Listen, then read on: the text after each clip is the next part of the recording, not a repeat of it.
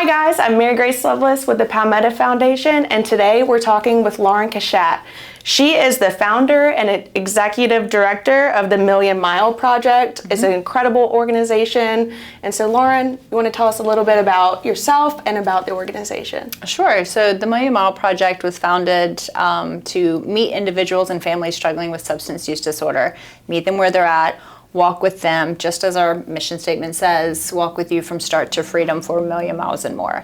And what that looks like is from the first time someone says that they're ready for help or they have a problem or they want to explore options, all the way through treatment and then mentorship as well.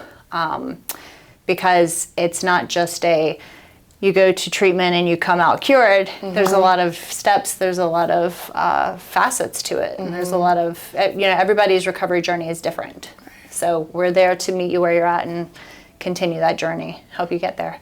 Incredible work that they do. And so do you want to talk about your connection to substance use disorder and kind of what got you started with this organization? Sure. There's two main programs that the Million Mile Project offers. And one is a treatment placement program. We help you find a proper program that suits your needs, maybe your geographical needs. Maybe you are wanting to go to an insurance base. Maybe it's 30-day.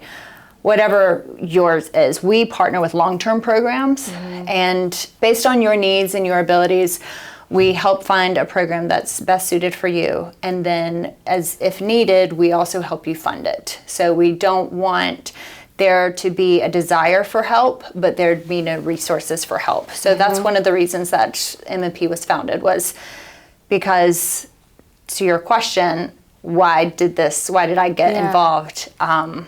I have a loved one who struggled with substance use disorder for years and wanted help, begged for help. And we called and looked at different places, and there were thousands and thousands and thousands of dollars, and we weren't able to help that individual. And that's heartbreaking when you have a loved one that's just begging for help and you can't help them. And so there's the treatment placement, and then there's 6-month post-treatment mentorship program. So once you complete the program or complete a program, you've got to rebuild your life. You need to clean up your credit. You need to learn basic budgeting skills. Maybe you need to get a job, prepare a resume, all the things, adulting. And to have a mentor by your side walking you through that is less defeating. It's less of an uphill battle. It's less daunting. And so we help you get into treatment, and then we help see you through rebuilding after treatment as well. Yeah, because I think sometimes for so many people, the task of finding the right treatment program is just a huge hill to climb. And so it's really great what they do to help people navigate that, and especially once they finish with treatment, navigate just getting back to regular life and going through that journey. So what changes do you wish to bring to the field of prevention recovery? What would be the perfect world if we could make it? The perfect world would be that there's no one remaining that needs help and that's ready to do the work to get sober and to build a life in recovery and not be able to due to lack of resources. That's, in the perfect world, there would be plenty of resources to go around to help individuals. That's why M&P was started. Yeah. How would you describe recovery in one word? Multifaceted. And what I mean by that is, first of all, there's not one road to recovery. Everybody has their own path. Everybody has their own needs and their own journey. So on one hand, that's what I mean by multifaceted. And then the other part is, you don't just address that you have an issue, go to treatment, and then come out cured. There is so much to it. There's so much rebuilding. There's so much mental and spiritual and physical health that needs mending. And it is a lifelong journey. And that is why they say one day at a time, because it's really looking at addiction, in its face every day and choosing to do everything else instead of that thing that brings you comfort and that brings you ease. And, for each person, their lifestyle is going to look different, but it does all boil down to your community, your stability, your environment, and what you wake up and do every day, what it is that you're focused on that day. Your purpose. Your purpose, yeah. For some people, that's getting up every morning and hitting their knees, thanking the Lord for another day, praying that they lay their head down at night sober, and continuing that conversation throughout the day. Sometimes it's giving back.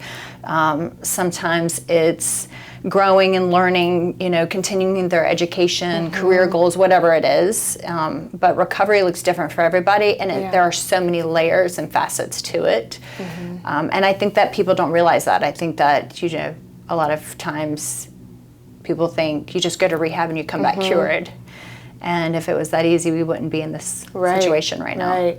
And it's a community level, just everybody joining together and not making somebody feel so alone. Everybody supports everybody. And this disease impacts everybody, whether you yourself have dealt with it or you have a loved one, or maybe you don't realize you know somebody dealing with it. But even though it hasn't directly impacted you, it impacts our community, and it impacts our schools, it impacts our legislators, it impacts our wallets, it impacts everything. It doesn't discriminate either. It does not discriminate. A lot of people have the misunderstanding that it's low-income homes or low-income families or trauma or broken homes, and that's not the case. Yeah. That's not the case. It's not the case for my family. It wasn't the case for your family, Right. and so many others. Yeah.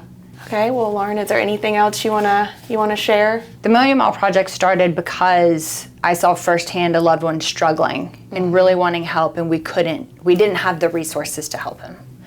And we also have seen individuals where they do get sober and they do go to treatment and they're ready to rebuild and they're ready for this life that recovery promises them. And it's a beautiful life, but they have so much to work through. And sometimes they have to find a place to live. Sometimes they have to clean up their driving record. They have to clean up their credit. They have to learn basic budgeting skills. They have to find a job with a livable wage, a place to live in an environment conducive to their recovery. And there are so many things that if you don't have somebody there helping you to do it's very daunting. It's an uphill battle. It's very challenging, and it's extremely defeating.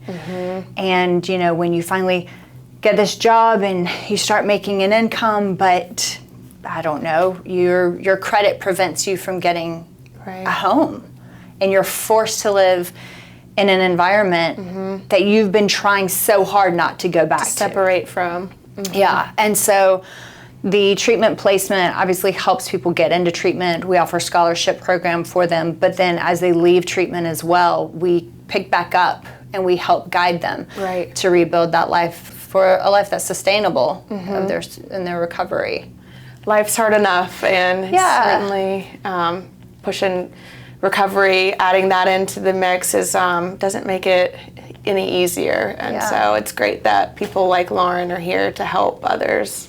We feel that if we can prevent one other family from going through what we went through, from having to sit there and look at a loved one hurting so badly for them, but not being able to provide the care that they needed.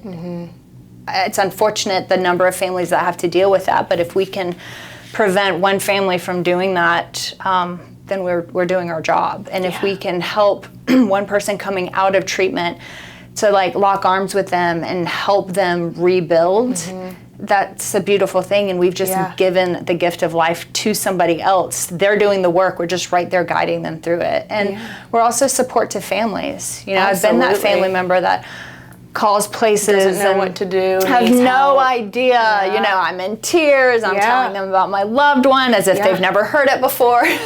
And I just don't know what to do. And I've been that one, just going through Google and doesn't know up from down. Have no idea. And so it's great to be on that other end, listening to the family member asking questions so that I can understand their situation, where they are, what resources they do already have available to them, what their options are, and then giving them more insight about next steps. And a lot of times, navigate the journey. Yeah. And a lot of times, and this is one thing that I encourage everybody to do, is do that work before even your loved one has said that they're ready. Because the mistake that I see so many times, and that we made also, is we didn't start making phone calls until my loved one was finally ready. And when he was ready, we were like, oh. And then we realized, wow, there's so much work to be done. Like, we're not even ready to help you. But families who have called us, and we've given them resources, and we've equipped them with the proper language and conversation and how to go about it, when their loved one does finally come around and they're ready, now they're equipped. Right. Now they're armed. They're ready to help their loved one. And so it's a much simpler conversation when that loved one picks up the phone and calls us, because we've already spoken to their families. And now we can start working with that individual, and they can start open to it and accepting. And now it's all about meeting them where they're at. We've already helped the family. We've already guided the family. We've already given the family resources for support groups and things like that. Now it's time to help the individual. Awesome. And now it's time to get busy. Yeah. Also, do you want to mention your upcoming event that y'all have in? Oh, yeah. So we have our second annual fundraising dinner. It's at Stone River in Columbia. It is catered by the Bistro. It's a seated dinner. We're going to have a silent auction, raffles. We've got some... Sounds like so much fun. I know. Last year was a blast, and this year is shaping up to be even greater. And so, yeah, we've got some officials from the city and state speaking, and I'm really excited about it. But you can go to our website, www.themillionmileproject.org/Hope Dinner, and that'll bring you straight to the event website, and you can learn more about it, either attending or supporting, and we're excited about it. But it's October 4th at 6 p.m. October 4th. Yeah. Thank you so much, Lauren, for coming, and we can't wait to have you back another time. It was great to be here. Thank you. Thank you. Thank you.